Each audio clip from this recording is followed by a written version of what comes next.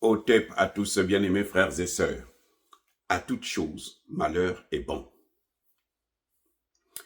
Je vous ai parlé hier de l'affaire qui est à la une de l'actualité en RDC, où un bandit, un voyou, parce qu'il est représentant, il est membre de la Chambre des représentants, c'est-à-dire un député américain, il quitte les États-Unis.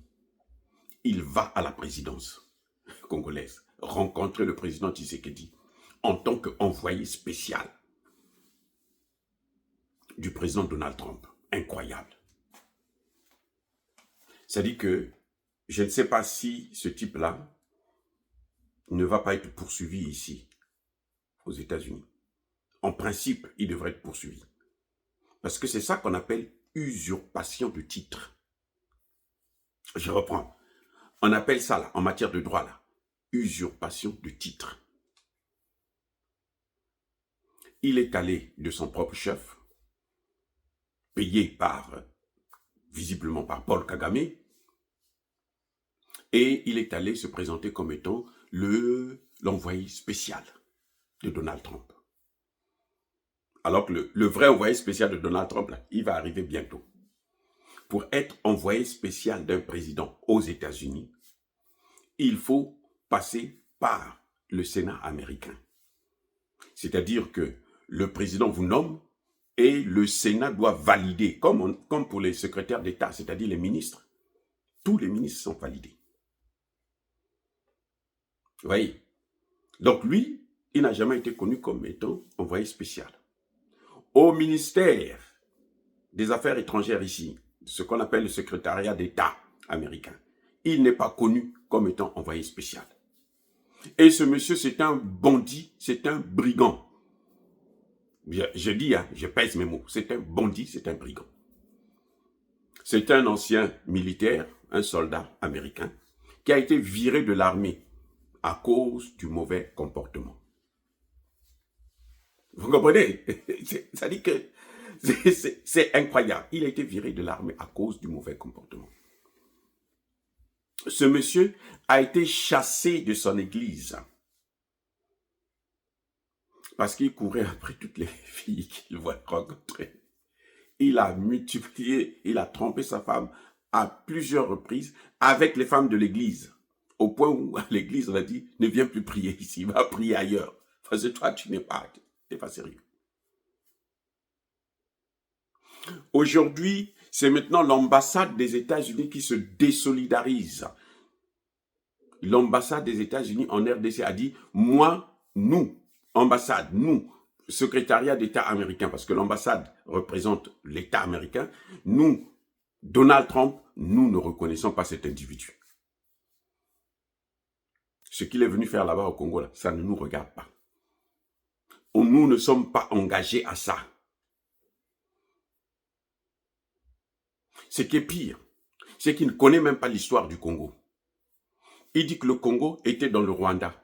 Oh, donc le Rwanda, là, hein, s'étendait le Rwanda était très grand, hein. Ah, les Belges sont méchants. Vous vous rendez compte? Il n'a jamais entendu parler du royaume Congo. Il n'a jamais entendu parler de ça, du royaume Congo. Mais ça dit que c'est un idiot, un vrai idiot. Eh oui, c'est un idiot. Je ne sais pas comment il a été élu député aux États-Unis avec une telle incurie, un manque de connaissances criarde. Tu viens soulever un dossier que tu ne connais ni d'Adam ni d'Ève. Tu n'as jamais entendu parler de ça. Il pouvait quand même lire même un ou deux ouvrages ou même des articles. Il est venu réciter exactement ce que Paul Kagame lui dit. Même que Paul Kagame n'a jamais dit que le Congo, là, c'était une partie du Rwanda. Paul Kagame lui-même. Paul Kagame parle de l'Est. C'est-à-dire les matières premières là, qui sont à l'Est, là où il y a plus de matières premières d'ailleurs, ces matières premières-là, c'était pour le Rwanda. C'est ça la théorie macabre de Paul Kagame. La fausse théorie, bien sûr, ça n'a ni tête ni queue parce qu'il est idiot lui aussi. Ce n'est qu'un criminel. Mais les criminels, ils s'entendent bien quand même. C'est incroyable. Bref, ce monsieur a été rejeté par tout le monde. Ici, aux États-Unis, personne ne écoute un type comme ça. Personne ne l'écoute. Ce qu'il est venu dire là, ça l'a enfoncé encore de plus belle. Ça l'a enfoncé, le gars que vous voyez là.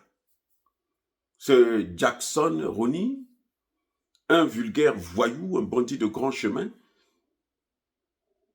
qui vient se présenter, non, moi je suis maintenant XY. Je disais au début de cette vidéo que, à toute chose malheur est bon, ça a permis de comprendre les failles du système de Tshisekedi. C'est ce que je vous ai dit hier. Ce que j'ai critiqué hier, c'est ça. Ce sont les failles du système qu'il est venu mettre à nu. Il est venu montrer que Tshisekedi n'est pas bien entouré. Parce que nous le disons à Tshisekedi, 1, il faut changer tous ces généraux de merde. 2, il faut refaire cette administration. 3, il faut se débarrasser de tous ces conseillers bidons qui ne valent rien ou qu'on choisit juste parce que, bon, ils ont été des amis ou on l'avait soutenu à un moment donné, ils appartiennent à tel parti politique et autres. Il faut même changer, carrément, réduire la taille du gouvernement, en temps de guerre notamment. C'est ce que nous reprochons à Tshisekedi tous les jours. Mais voilà les résultats, voilà. Nous avons raison, parce qu'on le voit maintenant. Il a traité Tshisekedi d'incompétent, un homme incapable de refaire son armée. Mais c'est la vérité. J'espère que maintenant, cette fois-ci, Tshisekedi va se réveiller. Parce que c'est pas parce qu'on a le soutien du peuple, c'est pas parce qu'on te soutient qu'on va pas voir tes failles. Non, ça ce sont des amateurs qui font ça. Nous soutenons, moi je soutiens Tshisekedi. Mais je dis qu'il doit arranger ça. L'administration là, l'armée là, ce sont les deux choses sur lesquelles Tshisekedi doit s'appuyer pour le reste de son mandat. Réformer l'armée, réformer l'administration. Se débarrasser de tous ces généraux, colonels qui ont servi pendant longtemps Kabila, que Kabila a élevé, que Kabila a formaté. Ceux-là qui sont à l'Est là. Et puis il faut les punir. Au lieu de faire des procès à la con, qui n'ont ni tête ni queue, pour chercher à les blanchir. Parce que ceux qui sont en train de faire les procès là, ce sont des militaires comme eux, non? Mais ce sont eux les mêmes. Ils ont leur part d'argent aussi dans cette affaire. C'est ça le problème. Il faut que Tshisekedi prenne des décisions maintenant. Il faut qu'il se réveille. Parce que s'il ne se réveille pas là, eh ben, ce que le type là a dit là, ça va se confirmer. C'est-à-dire que les gens vont plutôt croire à ces mensonges, à ces imbécilités, ils vont croire à ça si Tshisekedi ne fait pas le bon travail. C'est-à-dire s'il ne réforme pas son armée et son administration. C'est la clé. La résolution de la crise au RDC est là. C'est pas parce que les Américains vont signer des accords ou quoi, machin. Non, c'est pas ça. La résolution, c'est la réforme de l'armée, c'est la réforme de l'administration. Et c'est ce qui va rendre l'État fort. Et quand un État est fort, il peut maintenant faire face aux problèmes. Vous voyez Traoré, Tiani, Assimi Goïta, c'est ça qu'ils sont en train de faire. Même Kaka Déby, c'est ça, rendre l'État fort. Kaka Déby, il y avait un opposant qui l'a emmerdé, qui se trouve être son oncle à lui. Il l'a neutralisé. Parce il a pris des armes. Parce qu'il voulait repartir. Il était d'abord déjà un rebelle. Il voulait encore reprendre avec ça. Kaka Déby l'a neutralisé. Et il commence à être respecté. Je ne dis pas qu'il faut tuer les généraux, tous ces généraux, non. Je dis qu'il faut les écarter. Il faut les enlever. Il faut nommer d'autres généraux, de colonels. Il faut donner le pouvoir même aux capitaines, aux lieutenants. Mais au Burkina Faso, c'est un capitaine qui est en train de faire un travail merveilleux. Un capitaine. Il était sur le terrain, il est maintenant à la présidence. Il y a des lieutenants, des sergents qui sont là sur le terrain, qui sont prêts à se battre. Donnez-leur la promotion, la responsabilité de gérer. Parce que ces généraux-là, ne sont pas seulement assis comme un éléphant au milieu de la route pour empêcher à ce que les autres puissent avancer, mais ils font tout pour décourager les plus jeunes aussi, pour que les plus jeunes puissent faire comme eux, ils font. Donc, il faut carrément se débarrasser d'eux.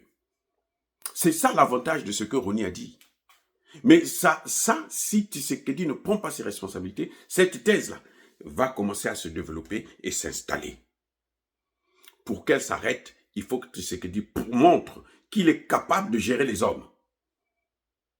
Pas sa famille, gérer les hommes. Il est capable de prendre les décisions en temps réel. Il n'attendra pas de midi à 14 heures.